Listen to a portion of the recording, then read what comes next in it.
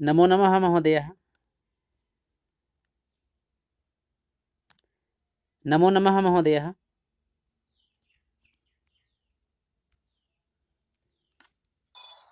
नमः। शैलेश मिश्रा आगता? आं महोदय, ते आगतवन्तः, किन्तु अधुना पर्यन्तं बहवः न आगतवन्तः। नमस्कारः। वस्तुतः अहं तु अन्यत्र आसम्, यत्र नन्दकुमार महोदयस्य उद्बोधनं जातमासीत्, मम अध्यक्षता आसीत्। ततः कट् कृत्वा भवान् अत्र आगतः, उपस्थितो अस्ति, मे सौभाग्यमस्ति। तर्हि आरम्भः भवेत् भो। आं महोदय, करोमि इदानीं। सर्वेभ्यः नमो नमः। अद्य संस्कृतभारती झारखण्ड द्वारा आयोजिते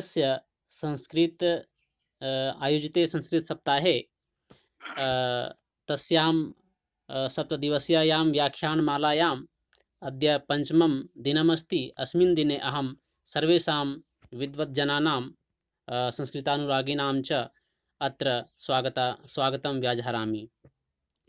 पुनः अस्य कार्यक्रमस्य प्रारम्भे अहं मङ्गलाचरणं कर्तुम् अद्य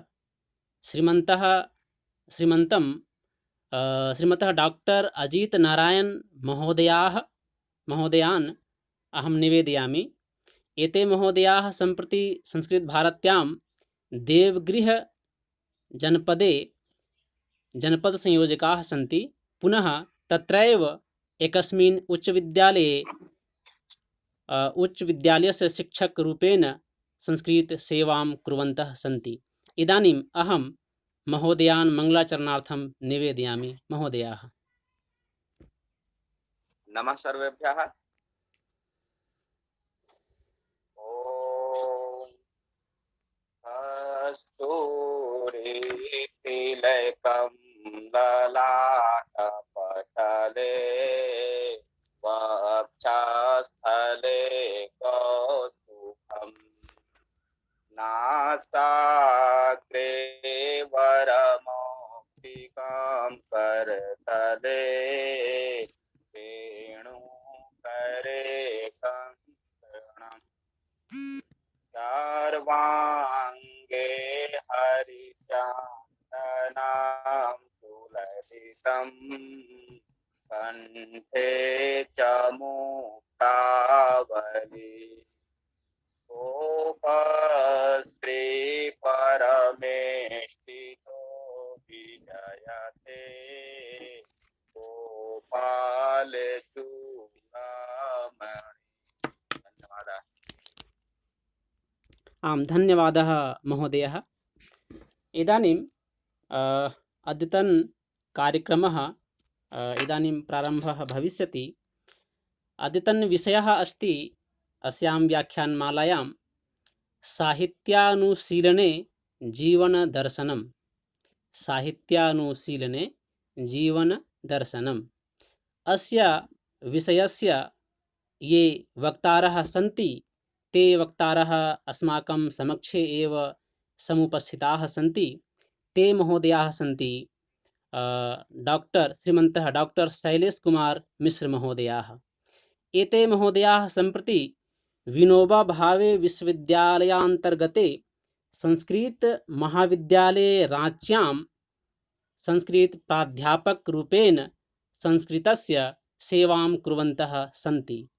पुनः एतेषां महोदयानां बहवः गुणाः सन्ति। तेषु गुणेषु अहं किञ्चित् वक्तुमिच्छामि महोदयानां परिचयरूपेण। तत्र एते महोदयाः संस्कृतभाषायाः हिन्दीभाषायाश्च कवयः अपि सन्ति। महोदयानां बहूनि पुस्तकानि प्रकाशितानि सन्ति। इदानीं उर्दू भाषायाः अपि अस्ति कवि। ओ क्षम्यतां महोदय, अहं न जानामि स्म, अतः अहं तत्र न अत्र मया उक्तं।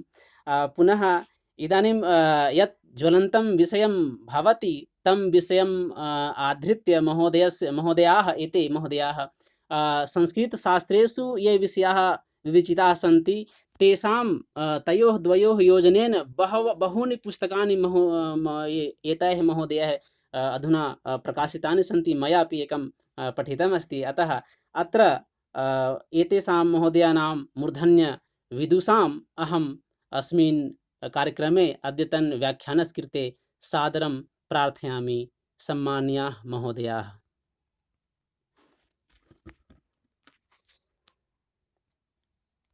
धन्यवादाः पप्पू महोदयः। विशाल विषयावली मलय लग्नतावानल प्रसृत्वर शिखावली विगलितं मदीयं मनः अमन्द मिलदिन्दिरे निखिल माधुरी मंदिरे मुकुंद मुखचंदिरे चिरमिदं चकोरायताम् स्मृतापि तरुणां तरुणया हरन्ति नृणाम् अभङ्गुरतनुत्विषां वलयिता शतैर्विद्युताम् कलिन्दगिरिनन्दिनी तटसुरद्रुमालम्बिनी मदीयमतिचुम्बिनी भवतु कापि कादम्बिनी। समायोज्यमानेऽस्मिन् कार्यक्रमे समागतेभ्यः गुरुवर्येभ्यः प्रोफेसर शुक्ल महोदयेभ्यः प्रणतिपुरस्सरम् अभिवन्दनं समर्पयामि। सर्वप्रथमम् आदरणीय आचार्यवर्येभ्यः डॉक्टर ताराकांत शुक्ल महोदयेभ्यश्च मे प्रणामाः समर्प्यन्ते। अन्ये च विद्वद्जे समुपस्थिताश्चान्ये विद्वद्वरेण्याः सुरभारतीरसरसिकाः सुधियः श्रोतृगणाः नमो नमः सर्वेभ्यः। संस्कृत भारती पक्षतः अस्मिन् साक्षात् तन्त्रे व्याख्यानाय आमन्त्रितॄणां धन्यवादं करोमि। सम्पद्यमाने अस्मिन् संस्कृत सप्ताहे अद्यतनो विषयः साहित्यानुशीलने जीवन दर्शनम् इति वर्तते। कोरोना संक्रमणस्य काले अस्मिन् संस्कृत भारती द्वारा तकनीक माध्यमेन साक्षात् तन्त्रेण अशेष देशस्य विविध भागेभ्यः संस्कृतानुरागिणः सुरभारती रसरसिकाः एकत्रीकृताः इति संस्कृत भारत्याः प्रयासोऽयं सर्वथा प्रशंसनीयः अभिनन्दनीयश्च अस्ति। ननु अदृष्टपूर्वोऽयं कालः अस्मान् किञ्चिदुपदिशति, किञ्चिन् निर्दिशति यत् अस्माभिः सर्वैः संस्कृतैः भाव्यम् संस्कारयुक्तं परिष्कृतं जीवनं स्यात् चेत् नात्र कुत्रापि विकृतिः प्रवेक्ष्यति। अनेन दृशा सर्वदा सर्वथा जीवने नैरुज्यं भविष्यति। विचारयन्तु भवन्तः यत् पथ्यापथ्य भक्ष्याभक्ष विवेकरहितैः जनैरेव कोरोना सदृशः रोगः जनितः प्रसारितश्च। कथमस्माकं जीवनं संस्कृतं स्यात्, परिष्कृतं स्यात् इति चिन्तने एव एष विषयः समुद्भवति यत् संस्कृतस्य साहित्यमधिकृत्य शास्त्राणि अधिकृत्य अस्माकं ऋषिकुलस्य का जीवनदृष्टिः वर्तते, कीदृशं जीवनदर्शनम् अत्र संस्कृत साहित्ये गुम्फितमिति अस्माभिः यथायथं चिन्तनीयं ज्ञातव्यं च। बहुविध प्रकाराणां साहित्यानाम् अध्ययनं विना, आस्वादनं विना कथमस्माकं जीवनदृष्टिः परिपक्वतां यास्यति। अस्माकं जीवनस्य प्रतिदिनं प्रतिक्षणं वा साहित्य संभृतं वर्तते। दर्शने, पठने, लेखने, श्रवणे, भोजने, शयने, भ्रमणे इत्यादिषु सर्वासु क्रियासु सर्वेषु कर्मसु च मानवः आनन्दतत्त्वम् अन्विष्यन् तत्तत् कर्म करोति इति भवन्तः अनुभवन्ति। एषः आनन्द एव साहित्यस्य आत्मा वर्तते। एष आनन्द एव रसरूपी ब्रह्म एव इति साहित्ये आख्यातः तैत्तिरीयोपनिषदः ऋषिः वदति रसो वैसः इति। वस्तुतः जीवनादेव साहित्यं प्रभवति, साहित्ये चैव जीवनं प्रतिबिम्बितं भवति। तस्मात् ऋते जीवनात् कुत्र साहित्यं, तथा च साहित्यं विना जीवनं कुत्र स्थास्यति।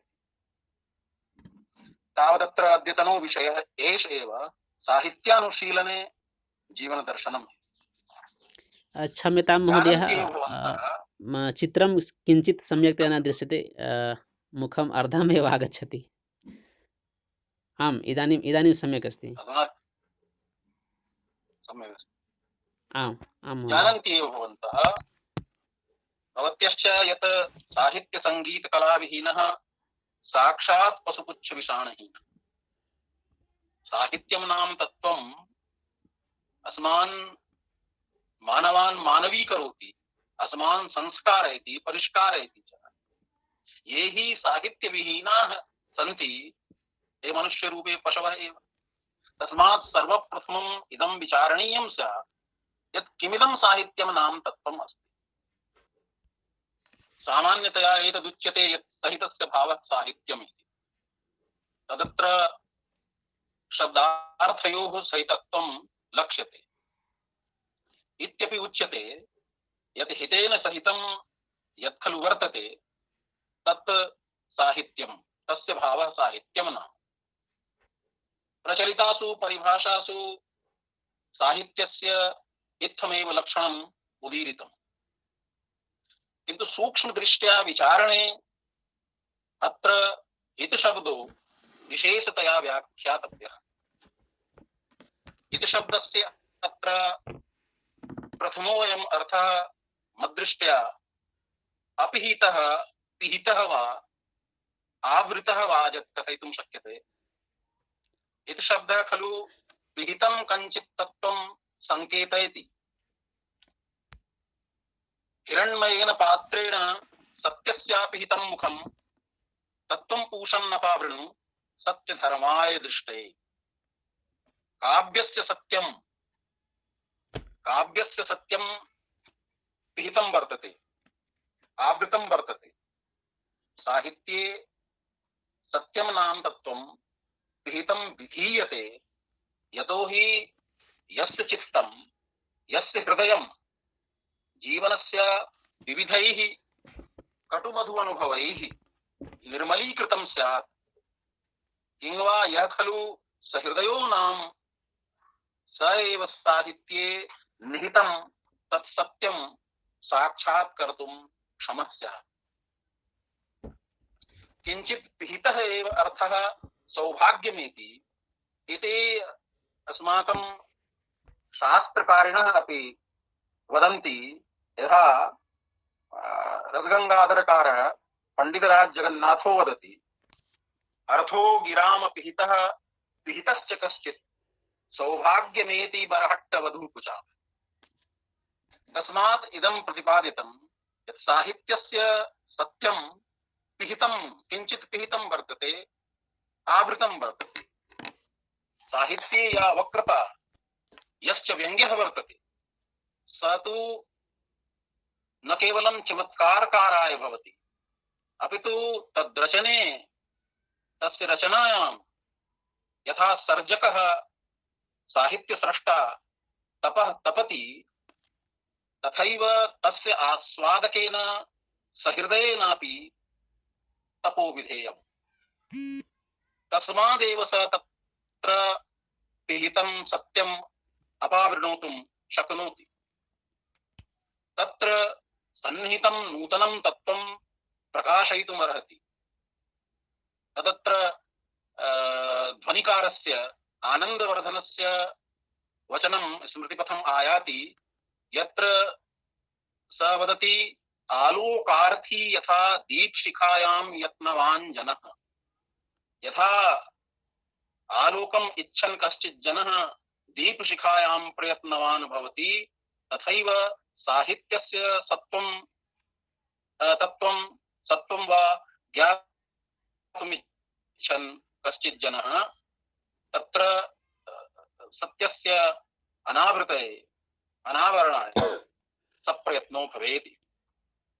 हित शब्दस्य अन्यो अर्थः सन्निहित इति। सन्निहितः अर्थात् निकटस्थः, समीपस्थः, सामीप्यबोधकोऽयं शब्दः, तादात्म्ययुक्तः, आत्मीयो वा कथयितुं शक्यते। साहित्यं नाम तत्त्वम् अस्मदीयानाम् आत्मवाणी। साहित्यं खलु सार्वजनीनं सार्वकालिकं च भवति।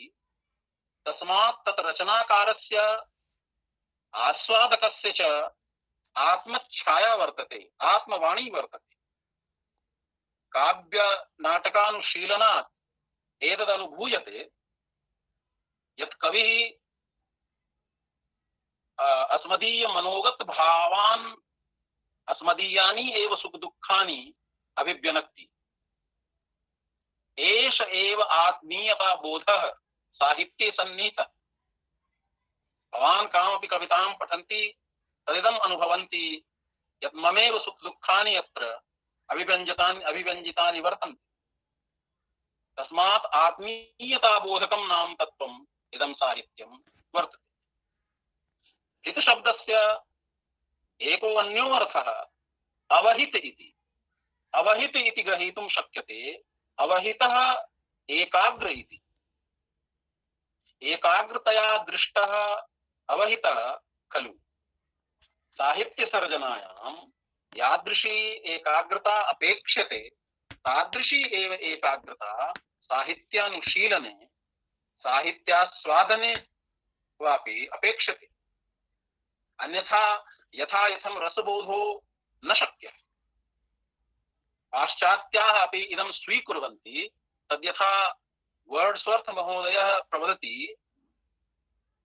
poetry is the spontaneous overflow of powerful feelings recollected in tranquility. Tranquility इति पदं तदेव ऐकाग्र्यं तामेव एकाग्रतां संकेतयति। वस्तुतः साहित्य सर्जकः उपनिषत् प्रोक्तायां तुरीयावस्थायाम् एव आत्मनि निमग्नः सन् यत् किञ्चित् रचयति तदेव खलु शाश्वतं साहित्यं भवितुमर्हति। तुरीयाम् अवस्थायाम् अस्मादेव कारणात् साहित्यस्य आत्मभूतं रसनाम तत्त्वं ब्रह्मास्वाद सहोदरत्वं भजते। इत्थं साहित्य शब्दे जीवनस्य अशेष दर्शनं सन्निहितं वर्तते। तस्मादेव केनाप्युक्तमिदं यत् साहित्यस्य कापि परिभाषा समष्टिः सर्वशास्त्राणां साहित्यमित्यभिधीयते। सत्यमेव वागर्थयोः साहित्यं नाम इदं साहित्यं खलु सच्चिदानन्दरूपिणः शब्दब्रह्मणः साधना तु वर्तते। तस्मादेव कविता कामिनी विलासः कालिदासः जगतः पितरौ वागर्थरूपौ स्वीकरोति। तावेव प्रणम्य स काव्यारम्भं विदधाति। भवन्तः जानन्ति एव वागर्थावेव सम्पृक्तौ वागर्थ प्रतिपत्तये जगतः पितरौ वन्दे पार्वती परमेश्वर। साहित्यस्य लक्षणं निर्दिशन्तः नवीनाः शास्त्रकाराः वदन्ति साहित्यं समाजस्य दर्पणः खलु। वस्तुतः न केवलं मानव समाजः अपितु अशेषा ब्राह्मी सृष्टिरियं साहित्ये प्रतिबिम्बिता भवति इति नात्र सन्देहः लघु। अशेष सृष्टौ प्रसृता विविधाः सभ्यताः संस्कृत्यश्च साहित्य मुकुरे प्रतिबिम्बिताः भवन्ति। तस्मादेव साहित्य रचना चातुरी चतुरः कविः इत्यभिधीयते। कविर्मनीषी परिभुः स्वयंभुः इति श्रुतिः वदति। कविः नाम स्रष्टा द्रष्टा वा कथयितुं शक्यते। सः यत् किञ्चिदपि रचयति तत्तु जीवनादेव उद्धृत्य प्रस्तुतीकरोति। लोकादेव तत्तत्त्वं समुद्ध्रियते। तदाह भरतो यथा नाटकस्य उत्पत्ति विषये लोकवृत्तानुकरणं नाट्यमे तन्मया कृतम्। कविः अतीव शक्तिशाली वर्तते, यः जगदपि परिवर्तते। कविः अशेषं जगत् परिवर्तयितुं क्षमो भवति। स्वकीय वाग्धारया सह मानव जीवनस्य धारां परिवर्तयितुं सक्षमः खलु। तस्मादेव एतदुक्तं भवति, अपारे काव्य संसारे कविरेव प्रजापतिः, यथास्मै रोचते विश्वं तथेदं परिवर्तते। तदत्र प्रश्नोऽयं समुद्भवति, यत् खलु ईदृशः शक्तिसम्पन्नः, ईदृशः मानव जीवन परिवर्तन क्षमः अस्ति, तस्य कर्तव्यं किं स्यात्? निश्चयेन सः यत् किञ्चिदपि रचयति लोकस्तदनुवर्तते।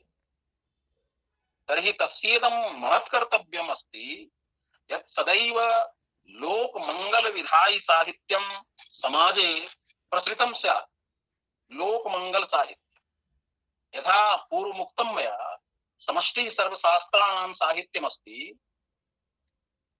साहित्ये अशेषा ब्राह्मी सृष्टिः, अशेषा ब्राह्मी सर्जना प्रतिबिम्बिता भवति। संस्कृतिः तत्र उल्लेख्य रूपेण अंकिता भवति। संस्कृति साहित्ययोः द्वयोरपि प्रगाढः सम्बन्धः। संस्कृतिम् अविज्ञाय,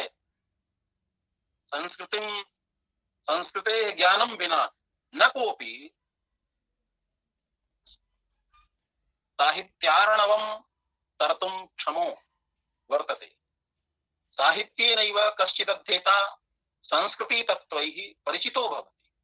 संस्कृतिं विज्ञाय एव साहित्यस्य कश्चिदध्येता संस्कारवान् भवति। कथं संस्कारवान् भवति? भाषया, वाण्या, व्यवहारेण च सुसंस्कृतो जायते। तत्साहित्यम् अजानन् जनाः विकृतिं भजन्ते, यतोहि साहित्यं व्यवहारविदे भवति। इदानीन्तने समाजे यादृशी विकृतिः अवलोक्यते, तत्र सत्साहित्यस्य संसर्गाभावः, विकृततत्त्वानां संसर्गश्च दरीदृश्यते।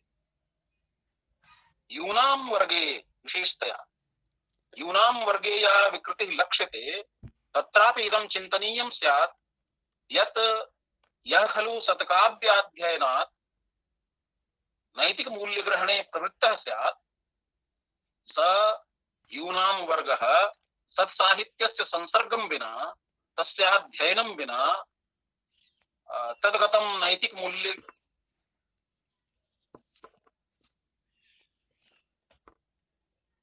सत्साहित्यानुशीलने तेषां प्रवृत्तिः भवेत् चेत् निश्चयेन विकृतिविहीनास्ते सुसंस्कृताः भविष्यन्ति।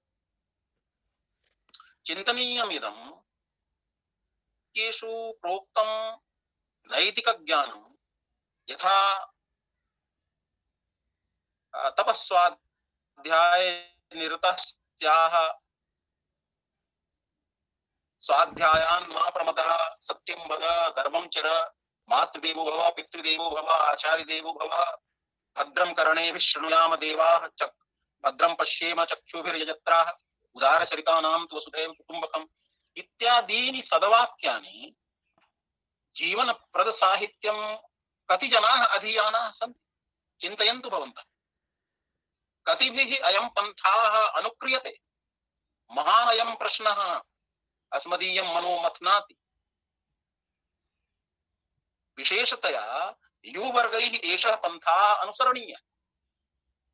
किन्तु महच्चिन्तायाः विषयोऽयं वर्तते यत् रामायणम् उपनिषदः भवेत्, रामचरितमानसं वा भवेत् तुलसीकवे, वा कबीरस्य काव्यं भवेत्, सूरदासस्य कृष्णचरितं वा भवेत्, वा आधुनिक कवेः जयशंकर कवेः कामायनी भवेत्, नूतनानां यूनां तादृशी रुचिः एतेषु साहित्येषु न प्रवर्तते। अस्माकं अलंकारशास्त्रिणः इदं प्रवदन्ति यत् लोकमङ्गलं खलु साहित्यस्य प्रधानं प्रयोजनं स्यात्। शिवेत क्षतये भवति साहित्यं। काव्यनाट्यरचना प्रवृत्ताः जनाः लोकमंगलकारी साहित्यं रचयन्तु इति शास्त्र निर्देशः। वस्तुतः समाज निर्माणे कवेः महती भूमिका भवति। अतएव लोकमंगल दृष्ट्या साहित्य रचना विधेया। येन लेखनेन व्यष्टेः समष्टेः वा अहितं भवति, अकल्याणं भवति, तत्कथं सत्साहित्यं कथयितुं शक्यते? यद्यपि लेखनम् अहितकारी अमङ्गलकारी स्यात्, तत् खलु जनानां कृते, समाजस्य कृते विषमेव।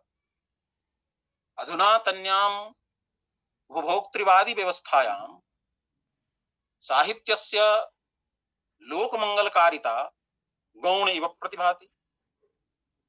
हिंसा, प्रतिहिंसा, द्वेषो, निर्लज्जता, मारणं, दारणं, बलादाहरणं, अपहरणं, दुष्कर्म इत्यादयो बहुविधाः भ्रष्टाचाराः, बहुविधाः विकृतयः समाजं दूषयन्ति।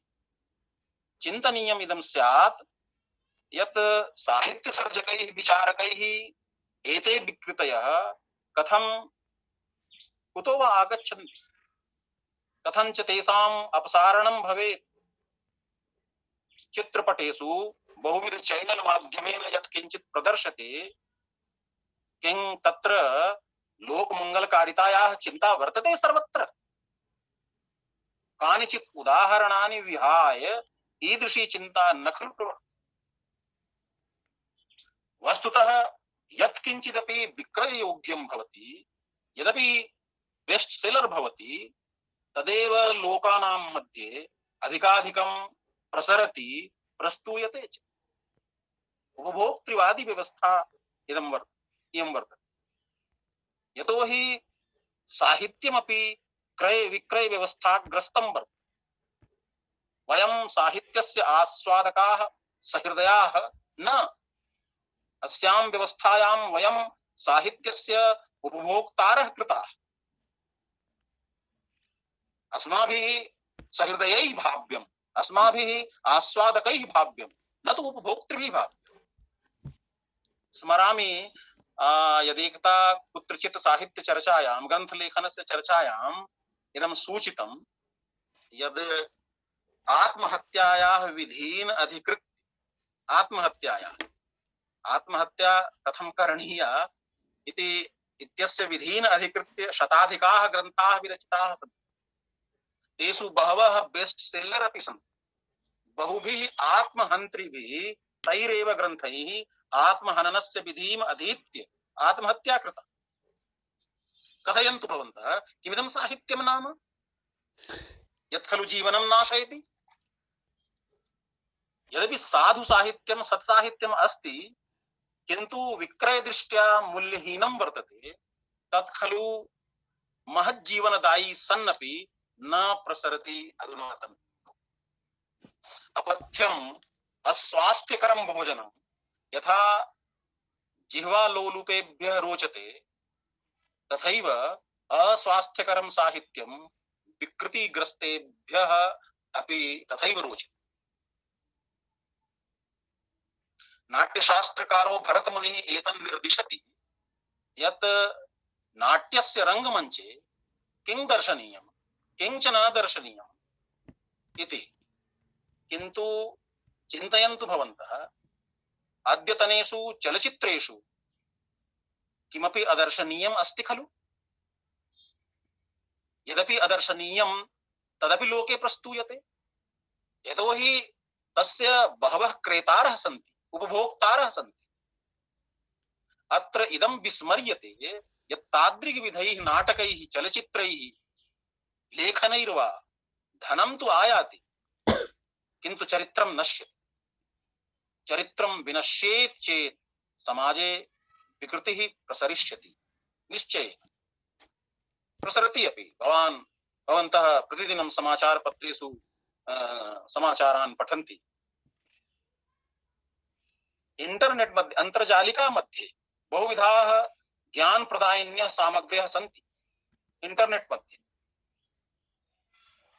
इति अंतर्जालिकायाः सदुपयोगः खलु, किन्तु तत्रैव दुरुपयोग कर्मोऽपि क्रियते तत्र बहुविध विकृतिसंभृताः हिंसा द्वेषकारकाः चरित्रनाशनपराः सामग्र्यः अपि प्रसार्यन्ते यतो हि उपभोक्तारः धनं यच्छन्ति तो किं धनागमः एव साहित्यस्य प्रयोजनम् साहित्ये किमपि प्रसारितं स्यात् किं अधर्म पथेन धनागमः समाजस्य कल्याणं विधास्यति धनार्जनाय लोके किमपि अपथ्यम् अस्वास्थ्यकरं चरित्रदूषकं विक्रीयते अनेन समाजे राष्ट्रे च विकृतिः आयाति यदि तेषां धनार्जकानां चिन्तायाः विषयो नास्ति विषयः अस्माभिः चिन्तनीयः ये साहित्यसर्जकाः सन्ति ये साहित्यस्य आस्वादकाः सन्ति ते चिन्तयन्तु खलु कथं समाजस्य कल्याणम् अनेन भविष्यति वा न वा कथं जीवनमूल्यानां विनाशो जायते कथं दुश्चरित्रता समाजे वर्धते हिंसा द्वेष स्तेय प्रभृतयो दानवाः कथं राष्ट्रं दूषयन्तः सन्ति इति सर्वथा विचिन्त्य इंटरनेट भवतु चलचित्रं भवतु दूरदर्शनं वा भवतु लेखनं वा भवतु सर्वत्र प्रदर्शने लेखने पाठने वा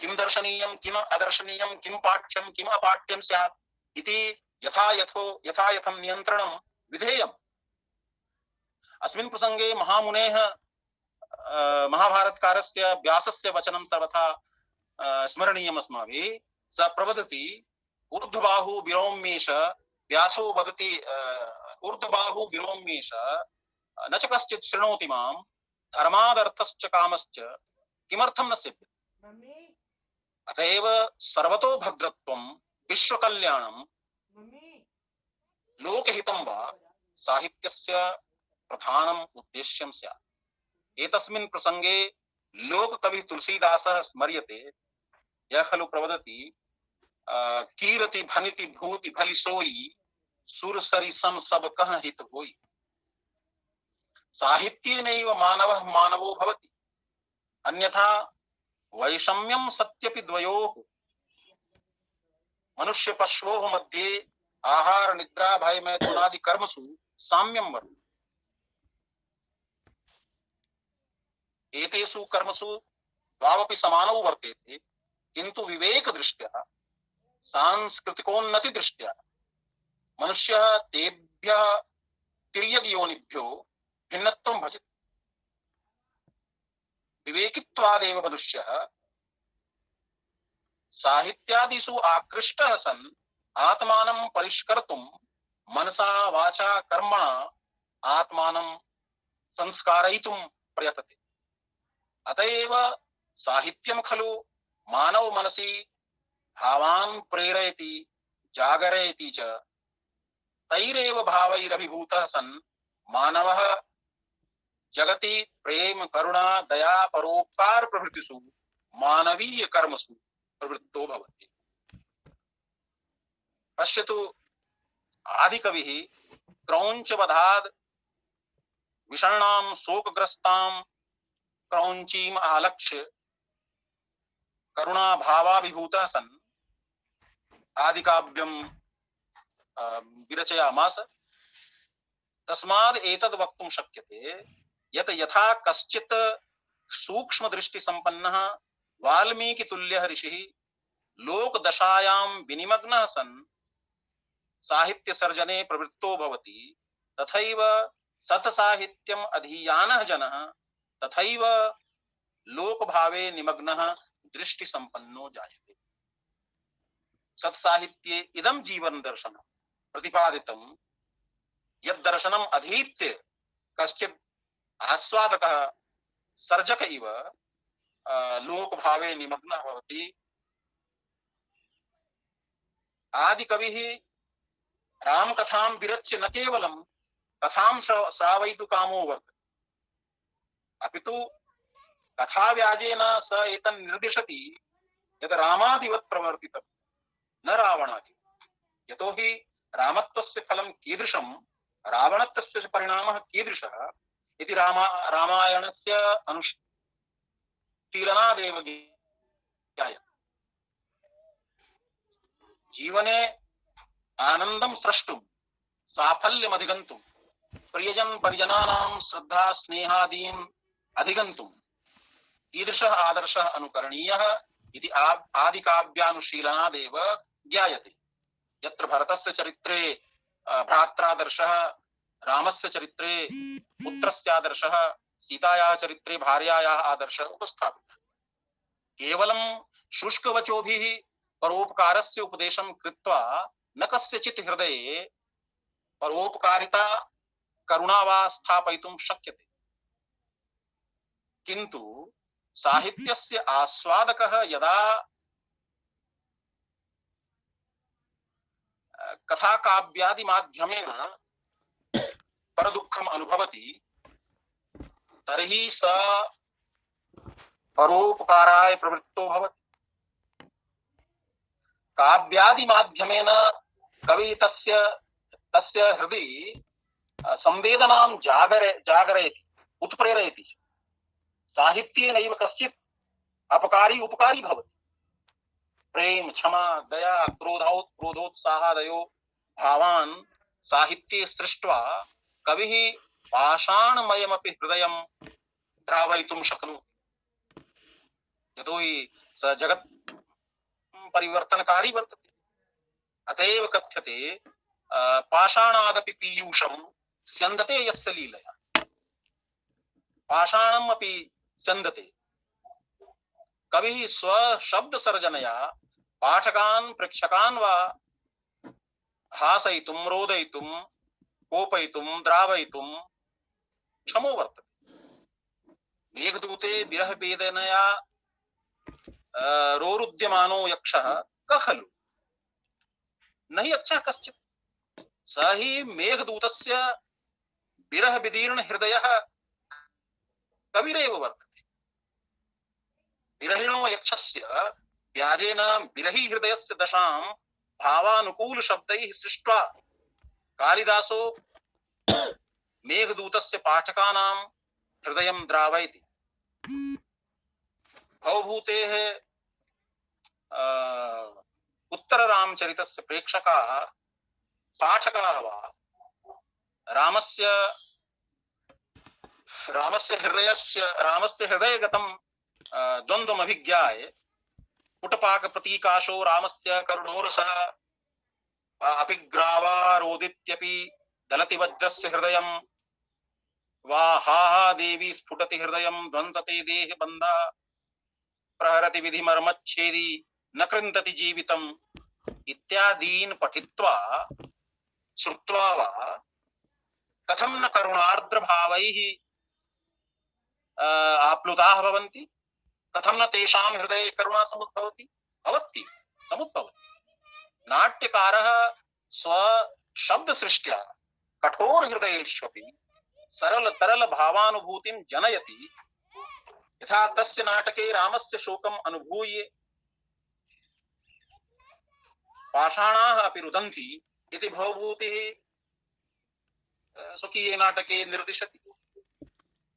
अपिग्रावारोदित्यपि दलति वज्रस्य हृदयं। रामस्य दशा ईदृशी वर्तते।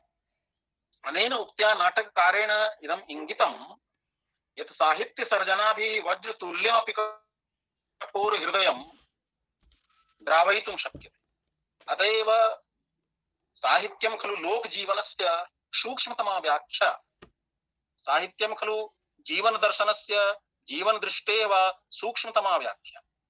ननु विविध जीवन मूल्यानां साहित्ये समावेशः कीदृशो वर्तते इति चिन्तनीयम् अस्माभिः।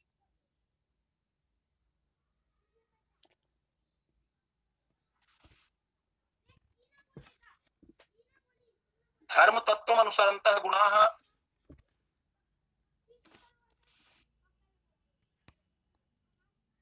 सर्वथा समाद्रियन्ते। धर्मस्य लक्षणं यथा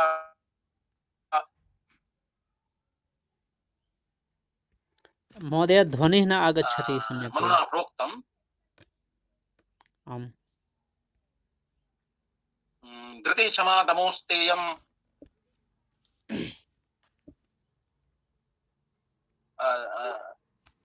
धृति क्षमा दमोस्तेयम् शौचमिन्द्रिय निग्रहः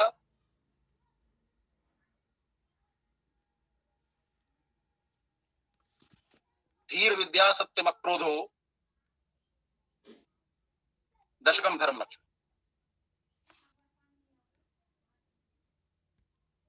एभिरेव गुणैः समन्वितः मानवः मानवो भवितुमर्हति। एतेषां नैतिकमूल्यं किम् किमपि कथयति? महोदय सम्यक्तया ध्वनिः न आगच्छन् आसीत्, तदेव वक्तव्यम्। ध्वनिरागच्छति वा न? सम्यक्तया न आगच्छति, तदेव वदन् आसम् अहम्। एभिरेव गुणैः समन्वितः मानवः मानवो भवितुमर्हति। एतेषां नैतिकमूल्यानां समावेशः अस्माकं चरित्रं संस्कारयति। चरित्रं विना ज्ञानस्य किञ्चिदपि मूल्यं न वर्तते। अस्माकं साहित्यम् अस्मान् शिक्षयति यत् रावणः महान् विद्वान् आसीत्, किन्तु तादृशी विद्वत्ता मूल्यहीना वृथा खलु। कथं? चारित्र्यं विना। कश्चित् शल्यचिकित्सकोऽपि इदानीम् आगच्छति? आं महोदय, इदानीम् आगच्छति? आं महोदय, आम्। कश्चित् शल्यचिकित्सकोऽपि छुरिकां चालयति, कश्चित् दस्युः अपि छुरिकां चालयति। तपो न दानं, ज्ञानं न शीलं। ध्वनिरागच्छति वा न? आं महोदय, आगच्छति इदानीं। भर्तृहरिः स्वकीये नीतिशतके इदमुक्तं यत् नैतिकमूल्यविरहिताः जनाः आगच्छति। नैतिकमूल्यविरहिताः जनाः खलु भूमौ भारभूताः सन्ति। येषां न विद्या न तपो न दानं, ज्ञानं न शीलं न गुणो न धर्मः, ते मर्त्यलोके भुवि भारभूताः मनुष्यरूपेण मृगाश्च। संस्कृतस्य साहित्यं खलु चरित्रस्य महत्तां प्राथम्येन स्वीकरोति। आदिकाव्ये रामायणे आरम्भे एव वाल्मीकिना एषः प्रश्नः उपस्थापितः, चारित्रेण च को युक्तः? चरित्र निर्माणं ज्ञान विज्ञानात् श्रेष्ठतरं वर्तते।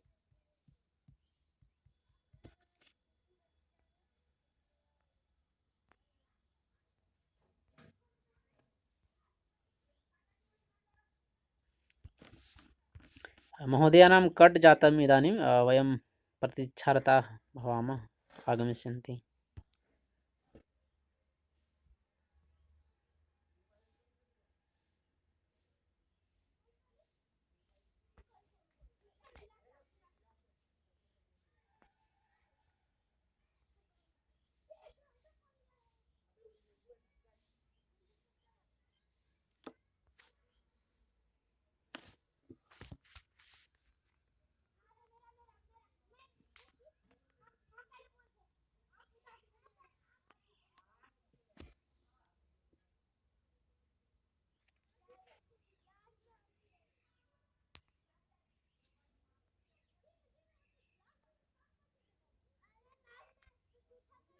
पप्पू महोदय किञ्चित् व्यक्तिगतरूपेण वार्तालापं कर्तुं शक्नोति? महोदयः कोऽपि भवत्सु एव कोऽपि कुर्यात् चेत् सम्यक्, यतोहि इतः कर्तनं भविष्यति, अहं करिष्यामि चेत्। अस्तु अस्तु, अहं करोमि।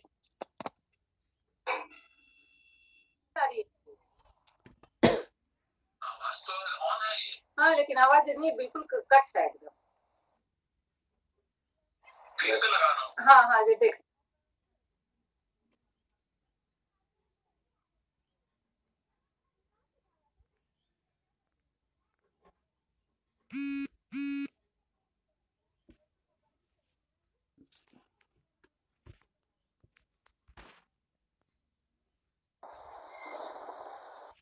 पुनरेकवारं सः प्रयत्नं करोति।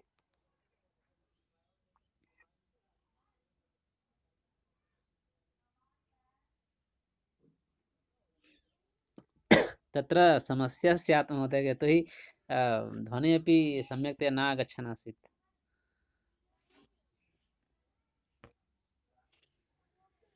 तत्तु नेट्वर्क् समस्या अस्ति महोदय, चिन्ता नास्ति। आमामां तदेव। अस्मिन् तु अस्मिन् भवति जी जी चिन्ता आवाज नास्ति। आम् आगतवन्तः। ध्वनिरागच्छति इदानीं पप्पू महोदय? आं महोदय, आयाति इदानीम् आयाति। तर्हि मया चर्चा क्रियते स्म। रामचरितं नाम साहित्यं प्रस्तुतीकुर्वता रामायणस्य रचनाकारेण महर्षिणा वाल्मीकिना रामस्य गुणाः प्रदर्शिताः, जीवनमूल्यानि च तस्यैव व्याजेन शिक्षितानि। धैर्यं शौर्यं करुणा दया क्षमादयः रामस्य चरित्रे विराजन्ते।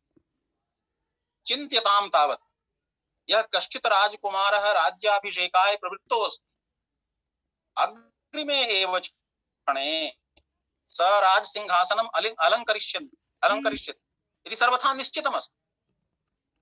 तस्य मनसि कीदृशः स्वप्नः स्यात् इति भवता चिन्तनीयः। पुनश्च अग्रिमे एव क्षणे पितुरादेशो भवति यत् राज्यं विहाय राज्यासनं विहाय त्वया वनं गन्तव्यं। तदपि 14 वर्षपर्यन्तं तत्रैव वने वस्तव्यं स्यात्। पितुराज्ञाम् उल्लङ्घयता यदि रामेण विद्रोहः कृतः स्यात् तर्हि स रामः राज्याभिषिक्तः सन् महाराजो रामः स्यात्, किन्तु मर्यादा पुरुषोत्तमः न स्यात्। मर्यादाम् अवाप्तुं तपः करणीयो भवति। वने वने अटित्वा ऋषीणां रक्षणं राक्षसानां वधं च विधाय शोषितानां वञ्चितानां प्रति स्नेहं श्रद्धां प्रदर्श्य रामः इदं सन्दिष्टवान् यत् समाजे समता आचरणीया, अनेनैव तपसा स मर्यादा पुरुषोत्तमः सन्। महान् जीवन दर्शनम् अत्र निर्दिष्टम् यत् चरित्रस्य माहात्म्येनैव मर्यादा पुरुषोत्तमः समुद्भवति कश्चित्। ननु चरित्रे सत्यस्याधानं भवेत्। रामो विग्रहवान् धर्मः इति वाल्मीकिना उदीरितम्। रामः खलु यं मार्गम् अनुसरति स एव मार्गः धर्ममार्गः। सत्यानुगन्ता रामो द्विविधं वचनं न भणति। नैव नैव च वाल्मीकेः वचनमस्ति रामो दुर्नाभिभाषते। जानन्ति एव भवन्तः सत्यं सर्वदा एकरूपं भवति, तस्मात् रामो दुर्न भाषते। सत्यानुगन्तारः वयं भवेम तर्हि लोके समादृताः स्याम इति दर्शनम् अत्र प्रतिपादितम्। इत्थं न केवलं रामायणे अपितु संस्कृतस्य समग्रे साहित्ये पदे पदे जीवन मूल्यानां संस्थापना कृता। आनन्दः खलु मानव जीवनस्य प्रधानम् उद्देश्यम्। यस्मिन् कस्मिन्नपि कर्मणि संलग्नाः वयं आनन्दमेव अन्विष्यामः। भोजने शयने भ्रमणे लेखने पठने सर्वत्र परिणामरूपः आनन्द एव वर्तते। तस्मादेव तैत्तिरीयोपनिषदि ऋषिः इत्थं प्रवदति यत् आनन्दादेव खल्विमानि भूतानि जायन्ते आनन्देनैव जातानि जीवन्ति आनन्दे प्रयन्ति अभिशं विशन्ति। यथा षड्रस परिपूरितं भोजनम् अस्मभ्यम् आनन्दं प्रयच्छति तथैव नवरस रुचिरम् इदं साहित्यम् अपि रसमुखेन आनन्दं प्रयच्छति। रसास्वादेव प्रेक्षकस्य पाठकस्य वा उद्देश्यं भवति। नाट्यानुशीलने काव्यानुशीलने वा प्रेक्षकः पाठको वा तस्यैव आनन्दस्य कृते सचेष्टो भवति। यः खलु साहित्यस्य शास्त्रदृष्ट्या रस इत्यभिधीयते। रसानन्दः खलु ब्रह्मानन्द एव, तस्मात् रसो वै सः। काव्यानन्दस्य आस्वादाय अस्य अनुभूते हृदय विशेषम् अपेक्ष्यते। पौनः पुण्येन साहित्यास्वादने प्रवृत्ताः जनाः एव तादृशं हृदयं धारयन्ति। ये खलु नाट्यशास्त्रे सहृदयाः सामाजिकाः वा प्रोक्ताः। अथ किं नाम सहृदयत्वम्? कथं चैतत् सहृदयत्वं मानव जीवनेन संबद्धं वर्तते इत्यपि जीवन दर्शनम् अत्र अस्ति। समानं हृदयं यस्य स सहृदयः।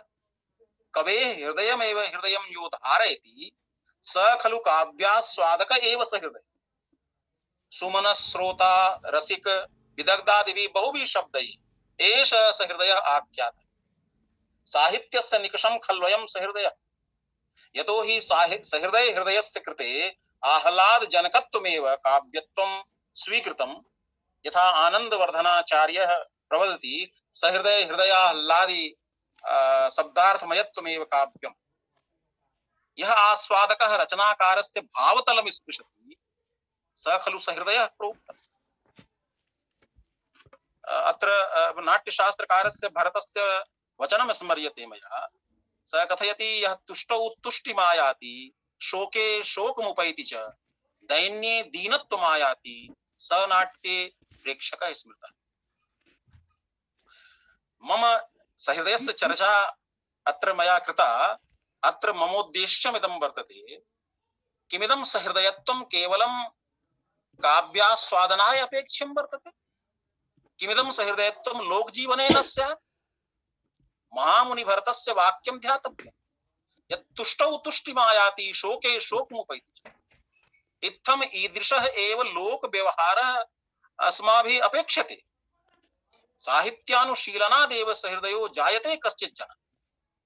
समाजस्य दुःखेन दुःखितो हर्षेण हर्षितश्च जनः सर्वथा आदर्श समाजं रचयति। एवि गुणैः परस्परं लोकहृदये तादात्म्यं भवति। स्वार्थ द्वेष भयातंक ग्रस्ते इदानीन्तने विश्वे कस्य केन हृदयेन तादात्म्यं वर्तते पश्यन्तु भवन्तः, केनापि। अतएव सामाजिक दृष्ट्या सहृदयत्वं खलु आवश्यकम्। लोकेषु मानवानां ईदृशः आत्मीय सम्बन्धः साहित्येनैव सृष्टुं शक्यते। व्याख्यानस्य आरम्भे एव मया प्रोक्तं यत् साहित्य शब्दस्य हित शब्दोऽयं निहितः सन्निहितः इत्यर्थे आत्मीयता बोधकः वर्तते। तस्माद् इदं सिद्ध्यति यत् साहित्येनैव सहृदयत्वं सृज्यते। एतत् सहृदयत्वं समाजे सख्यभावं प्रसारयति, पारस्परिकं प्रेम च वर्धते। श्रुतिः अपि इत्थं वदति यदि येषां वाचि लक्ष्मीः सन्निहिता वर्तते ते एव सख्यानि जानते।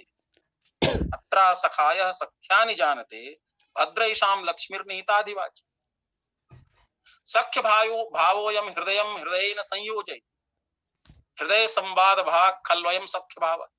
भवन्तः रघुवंशे इमं श्लोकं पठन्ति नृत्तं मयूराः कुसुमानि वृक्षाः दर्भानुपात्तान् बिजहुर्हरिण्यः तस्याः प्रपन्ने समदुःखभावम् अत्यन्तमासीत् द्रुदितं वने। सीतायाः शोके शोकं व्रजन्तः मयूराः वृक्षाः हरिण्यश्च सर्वे रुदन्ति। श्लोकमिमं पठित्वा पाठकस्य हृदयेऽपि तथाविधः एव सख्यभावः समुत्पद्यते। यस्मात् सः सीतायाः शोकं निज हृदये अनुभवति। या सीता देशकाल दृष्ट्या अतीता वर्तते तथापि तस्य दुःखमिदं पाठकस्य श्रोतुः वा हृदयं मथनाति।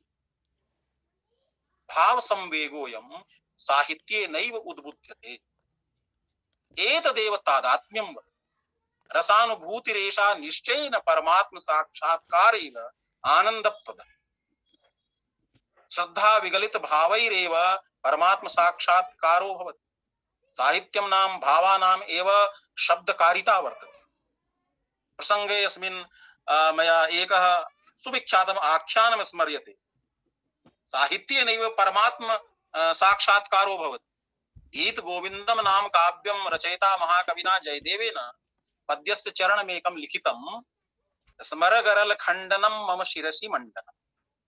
ततः परं निज भावं शब्दाकारं कर्तुमक्षमः इव जयदेवः द्वन्द्वग्रस्तः सञ्जातः।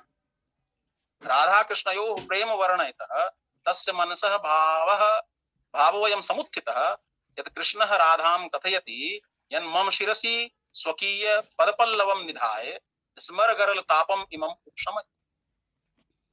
किन्तु सहैव एषोऽपि विचारः समुत्थितः यत् त्रैलोक्य स्वामिनो भगवतः श्रीकृष्णस्य शिरसि गोपवधूटी राधा चरणं निधास्यति। न खलु उचितम्। पुनरपि एषोऽपि विचारः समागतः यत् प्रेम भावे कथं कोऽयम् अहं भावः। द्वयोः तादात्म्ये सति द्वयोः एकत्व तत्त्वमुपगते सति कस्य शिरः वा कस्य चरणमिति प्रेमणि कस्य गुरुता कस्य लघुता वा भवति। विचारद्वन्द्वग्रस्तः जयदेवः इमान् शब्दान् अलिखित्वैव स्नानार्थं सरित्तटं गतः। द्विविधाग्रस्तं भक्तहृदयम् अवगम्य भगवान् स्वयमेव जयदेवस्य स्वरूपं धृत्वा तत्रागतः। भक्तकवेः जयदेवस्य श्लोकार्धं पूरयन् राधा प्रेम परायणः भगवान् लिखितवान् स्मरगरल खण्डनं मम शिरसि मण्डनं देहि पदपल्लवमुदारम्। द्विविधाग्रस्तस्य कवेः समाधानं कृतं स्वयमेव भगवता।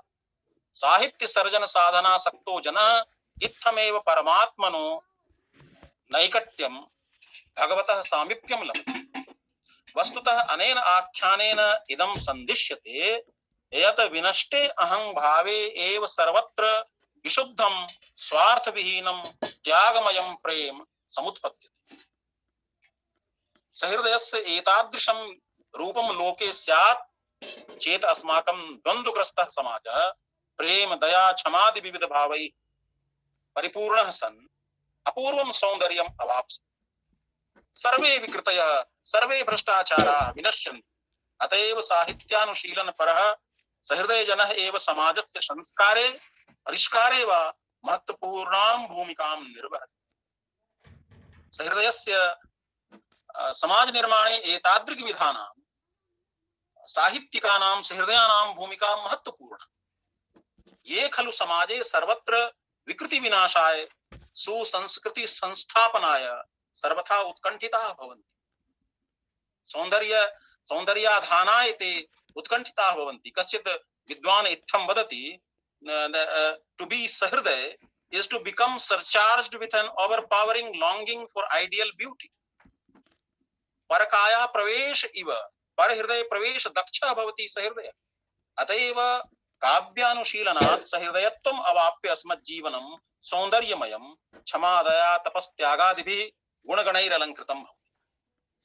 साहित्यं नाम सच्चिदानंद स्वरूप।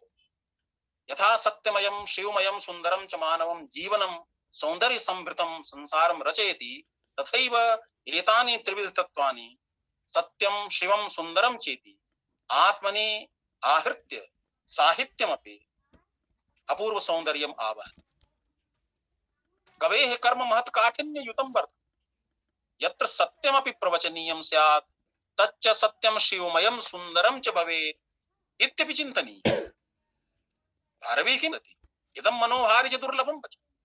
अतएव तस्यैव दुर्लभ वचसः स्रष्टा कविः अपूर्वं तपः तपति। तस्य कठिन साधनया एव शिवमयं सुंदरं च सत्यं शब्दाकारं भवति यत् जनानां जीवनं संस्कारयति। एतादृशं त्रिविध गुणयुक्तं साहित्यम् आत्मसात् कृत्य कस्य जीवनं साफल्यं न अवाप्स्यति। कवेः इदमेव महत्तपः आलक्ष्य यूनान देशीयः सुविख्यातः काव्यशास्त्री लोन्जाइनस् महोदयः एतत् प्रवदति यत् औदात्यं नाम तत्त्वं काव्यस्य आत्मा। उदात्तता खलु महतः आत्मनः प्रतिध्वनिरिति। तस्य वचनमस्ति sublimity is the note which rings from a great mind. तर्हि साहित्यस्य औदात्यं वा महतां प्रतिध्वनिरयं सूचयति यत् जीवनस्य निर्माणे साहित्यस्य कीदृशी महती भूमिका वर्तते। साहित्येनैव मनुष्ये उदात्तता समुद्भवति। औदात्यमालक्ष्य एव भवभूतेः उत्तररामचरिते स्वकर्तव्यद्वन्द्वग्रस्तो रामः आत्मानं धिक्कुर्वन् किं वदति स्मरन्तु भवन्तः। रामस्य गात्रमसि दुर्भरगर्भ किन्न सीताविवासनपटो करुणाकुतस्य। आत्मानुभूति आत्म साक्षात्कार एव अशेष जगतः अशेष कर्मणां मूलमस्ति। आत्मानुभूते नहि सर्वे जनाः संसारं परित्यज्य कठोर साधना संलग्नाः कृच्छ तपो विधीन् समाश्रयन्। अतएव सांसारिकानाम् आत्म साक्षात्काराय साहित्यमेव सर्वथा सरलो मार्गः। साहित्यस्य तत्त्वमधिगम्य कश्चिदपि जनः जीवनस्य मर्म जीवनस्य दर्शनम् अवगच्छति। साहित्यं नाम इदं तत्त्वं जीवन साफल्यस्य मंत्रं समुपदिशति, जीवनस्य कलां शिक्षयति। साहित्यं जीवनं रचयति, प्रगतिपथे प्रेरयति च। तथा च अस्मादेव जीवनात् एतत् साहित्यं समुद्भवति। अतएव साहित्य जीवनयोः अन्योन्याश्रयः सम्बन्धः वर्तते। जीवनं विना साहित्यस्य परिकल्पना कर्तुं न शक्यते, न च साहित्यं विना सौन्दर्यमयस्य आनन्दमयस्य जीवनस्य परिकल्पना स्यात्। साहित्यमेव सः मार्गो वर्तते यत्र संचरणशीलो जनः विलक्षण आस्वाद शक्त्या आकृष्टः सर्जक रूपेण सहृदय रूपेण वा आत्मबोधत्वं भजते, पारमार्थिकं मूल्यबोधम् अवाप्नोति। साहित्य सर्जकस्य कवेः साहित्यास्वादकस्य सहृदयस्य च महत्त्वं वर्णयता अभिनवगुप्त पादाचार्येण द्वयोः जयघोषः धन्यालोकलोचने स कथयति, अपूर्वं यद्वस्तु प्रथयति विना कारणकलां जगद्ग्राव प्रख्यं निजरसभरात् सारयति च क्रमात् प्रख्योपाख्या प्रसर सुभगं भासयति तत् सरस्वत्यास्तत्त्वं कविसहृदयाख्यं विजयति। सरस्वत्यास्तत्त्वमेतत्, सरस्वत्यास्तत्त्वम् इदं साहित्यं विरचयन् कविः अतत्तत्त्वम् आस्वादयन् कश्चित् सहृदयो वा सत्त्वगुणोपेतं भवति। सत्त्वोद्रेकं विना नैतत् साहित्यं सम्भवति। रससिद्धान्तमधीत्य भवन्तः जानन्ति, रजस्तमसी अभिभाव्य सत्त्वोद्रेक संपन्नः सन्नेव जनमनः कश्चित् कवयितुं शक्नोति। कश्चित् च सत्त्वगुणोपेतः एव सन् तदास्वादयितुं सक्षमो भवति। अतएव सत्त्वगुणाधायकं साहित्यं सत्त्वगुणसम्पन्नं जीवनं रचयति। इदानीन्तने समाजे यत्र सर्वत्र तामसी वृत्तिः यदा लक्ष्यते तदा इदानीं सत्त्वगुणस्य का महत्ता वर्तते इति भवन्तः चिन्तयन्तु। यत्र सर्वत्र कल्याणं समुद्भवति, आनन्द च प्रभवति येन सत्त्वगुणे। अतएव साहित्यानुशीलनेन जीवने सृजनात्मकता आयाति, जीवनदृष्टिः समायाति। विध्वंसात्मकानाम् अनैतिक भावानां स्वयमेव विध्वंसो जायते।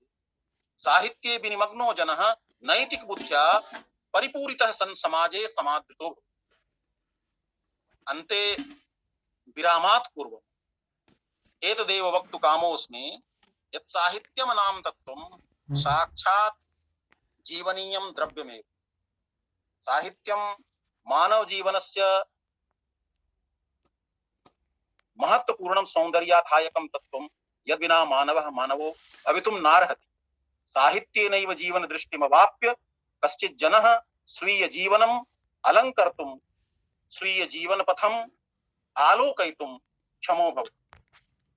साक्षात् आत्मना सम्बद्धम् एतत् साहित्यं नाम तत्त्वं जने जने अन्तस्तले विराजते। आवश्यकता अस्ति तस्य प्रेरणस्य, जागरणस्य, उन्नयनस्य। अनेनैव साहित्य तत्त्वोन्नयेन आतंक भय युद्ध हिंसा द्वेषग्रस्ते इदानीन्तने जगति विश्वबन्धुत्वं, विश्वशान्तिः, शिवत्वं, शुभत्वं च समायास्यन्ति इति शम्। धन्यवादाः। बहुशः धन्यवादाः महोदयाः। भवताम् ईदृशं व्याख्यानम् अस्ति यत् अस्मत्सदृशाः कोऽपि तस्य व्याख्यानस्य व्याख्यायितुं कोऽपि समर्थः न अस्ति। अतः किं वदामि, भवता यत् व्याख्यायितं तत् अति उत्तमम्, अति श्रेष्ठम्, अति दीर्घम्, अति मूर्धन्यम् इति अस्ति अहं चिन्तयामि। संस्कृतसाहित्ये कुत्र किं सर्वत्र एव सर्वेषु साहित्यग्रन्थेषु एव कथं जीवनस्य जीवन्तं चित्रणं कृतम् अस्ति। अस्य सम्यक्तया भवद्भिः अत्र अस्मिन् संगोष्ठ्याम्, अस्मिन् व्याख्याने उपस्थापितं। पुनः संस्कृतसाहित्ये यत् जीवनस्य जीवन्तं चित्रं चित्रितं तं ज्ञात्वा कोऽपि अवश्यमेव उत्तमं स्वकीयं जीवनम् उत्तमं निर्मातुम् अवश्यमेव शक्नोति इति भवद्भिः अति सम्यक्तया अत्र उपस्थापितं। पुनः भवतां व्याख्याने सजीव हृदयस्य सम्यक्तया कोऽपि द्रष्टुं शक्नोति यत् कथं कोऽपि कस्मिन्नपि मनुष्ये सजीवता अस्ति, सहृदयता अस्ति इति भवद्भिः अत्र सम्यक्तया उपस्थापितं। पुनः अहम् एवमेव कथयामि यत् अनया सहृदय भावनया एव निश्चयेन संस्कृतानुरागिणः साहित्यं पठित्वा सहृदययुक्ताः भविष्यन्ति इति भवद्भिः अति सम्यक्तया उपस्थापितं यत् कुत्र कुत्र किं कथं सहृदयता अस्ति अस्माकं संस्कृतसाहित्येषु। पुनः अहं न सक्षमः अस्मि तं व्याख्यायितुम्। इदम् अस्मिन् कार्यक्रमे एतस्य अन्ते अहं शान्तिमन्त्रं कर्तुं श्रीमन्तं जगदम्बा प्रसाद सिंह महोदयं सादरं निवेदयामि यत् एते महोदयाः शान्तिमन्त्रं कुर्युः इति निवेदनम्। धन्यवाद पप्पू महोदय। ॐ सर्वे भवन्तु सुखिनः, सर्वे सन्तु निरामया, सर्वे भद्राणि पश्यन्तु, मा कश्चित् दुःखभाग् भवेत्। ॐ शान्ति शान्ति शान्तिः। आम्, धन्यवादः महोदय। प्रणमामि सर्वेषां। सर्वेभ्यः नमो नमः महोदय।